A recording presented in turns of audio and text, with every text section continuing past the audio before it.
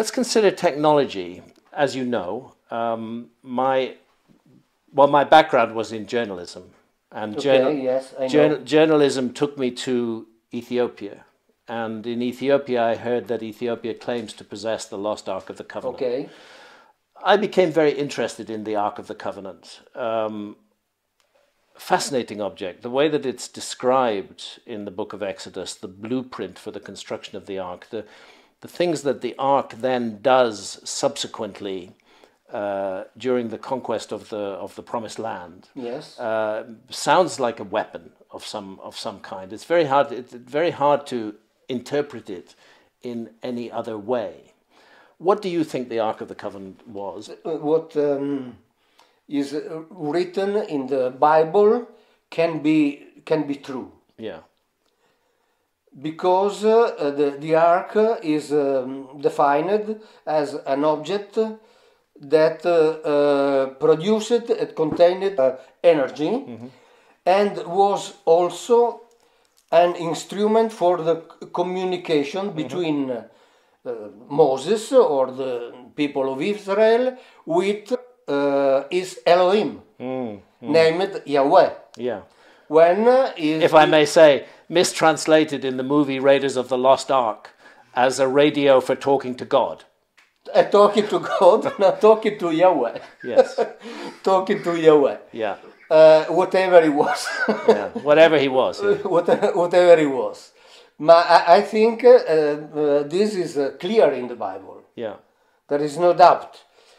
Of course, we can think that the Bible is not true, but I prefer to pretend that the Bible is a true history, like all history books all around the world, that contains always the truth, but not only.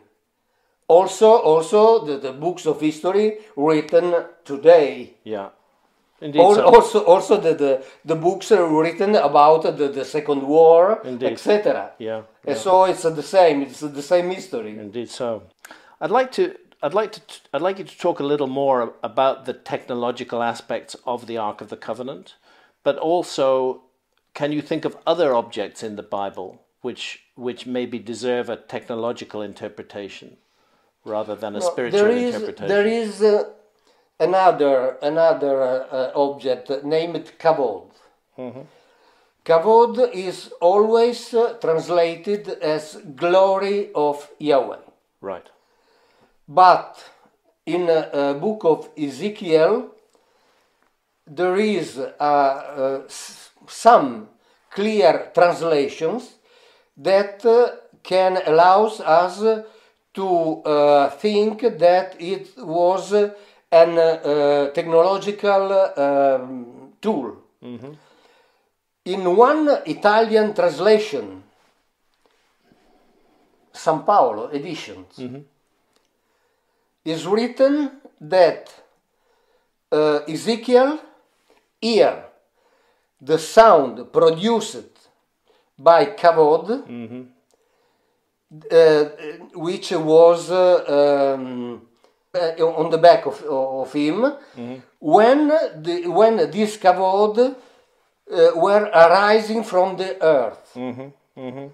And this translated in this way in the San Paolo Bible. The exact translation of the Hebrew term, that is not Baruch, but is Berun. What happened to kavod? Kavod. No, Berun is the term that indicates the fact that kavod was rising from the earth. So it was rising up. Producing a great noise. Okay. That Ezekiel heard, but this noise was behind him. Is it also the kavod that burns the face of Moses? Yes. It's the same. So yes, it produces sound and it burns. The same. Oh. As the sun. It sounds very... As the sun. It does sound very technological. Yes. What do you make of the Tower of Babel? Oh, is a topic very, very interesting, because the narration of the Tower of Babel is very, very strange, because that people wanted to reach the sky. Mm-hmm. So Yahweh wanted intervene to destroy. Mm-hmm. And after, the Bible says that Yahweh divided languages. Mm-hmm. If you read carefully previous chapters of the Bible, you read that the languages were before divided. I see, yeah. Each people has his own language. Mm-hmm. So when Yahweh destroyed this tower, divided this alliance, distributing these people between the others. Mm-hmm.